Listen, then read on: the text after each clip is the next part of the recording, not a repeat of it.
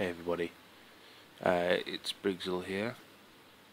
There is a reason why you're not seeing my face, and that is because I am not up for being on camera, but I needed to say something to you folks. My dog died today. If you're not watching this on the day of its release, then that is Tuesday, the 7th of May.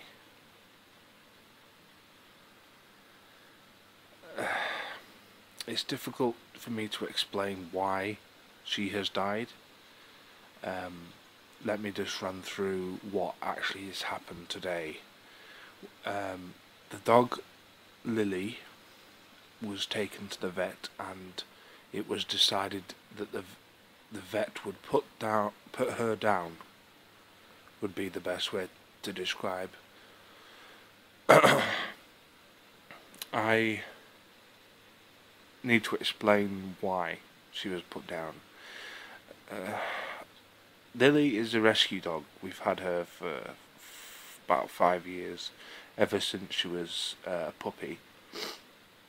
And she had a difficult beginnings, we believe. We don't know much about it, but we know it was difficult.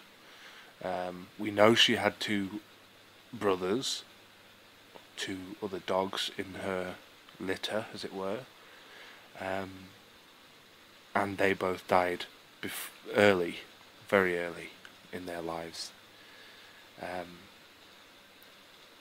Now, I don't know if this had any influence on what I'm about to say about her, but it's possible. There were two sides to Lilly.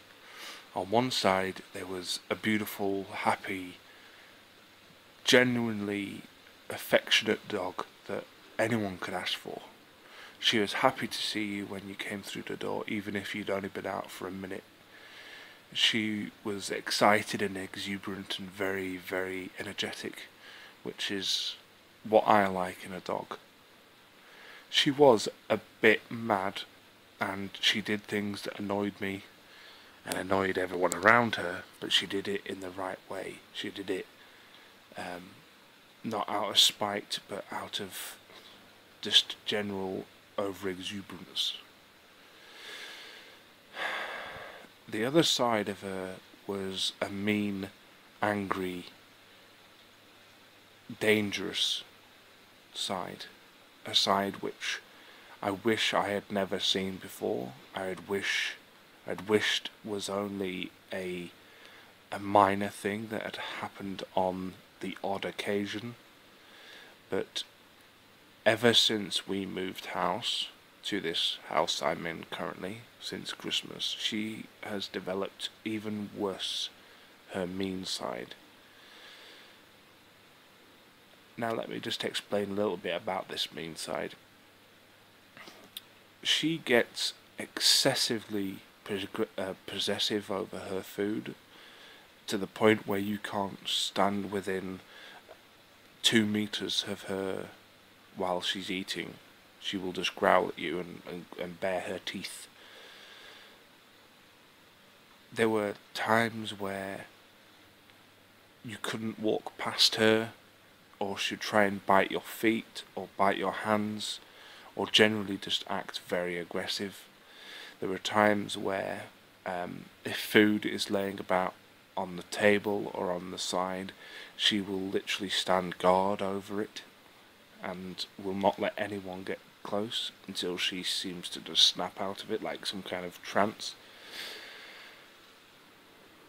Then there's the going crazy in the back garden, where she runs at full speed, which is massively quick, and just growls and barks and jumps and is generally very aggressive towards anything and everyone within range. She has bit me on several occasions. She has bitten bited my feet and my hands, out of malice, out of anger, and generally she has been what I'd call a grade A bitch. Now, there is no understanding on my part why she was the way she was. On one hand, she was the best dog you could ask for, and then on the other hand, she was the worst dog you could ask for. It pains me to say that we made the right decision by doing what we've done today, or what was done today. I had no hand in what was done today. But when we have children, especially my nephew and my nieces, around to visit, she cannot be trusted, and we would not risk them being harmed in any way.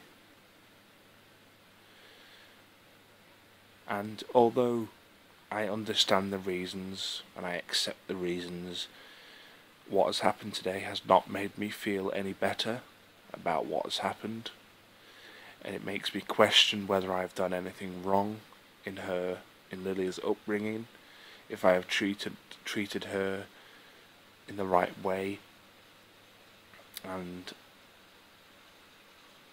I am upset that she's died.